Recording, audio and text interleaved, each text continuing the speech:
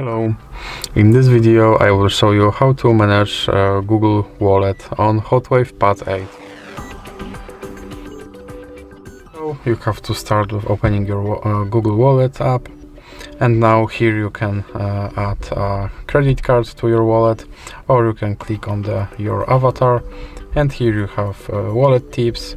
You have to tap to set up pay, but this device does not support tap to pay, and you can also see participating banks in this program, or you can see password manager, or you can also check your data in wallet, and you can see wallet settings. And that's basically everything in this application. So if you like this video, please remember to leave like and subscribe.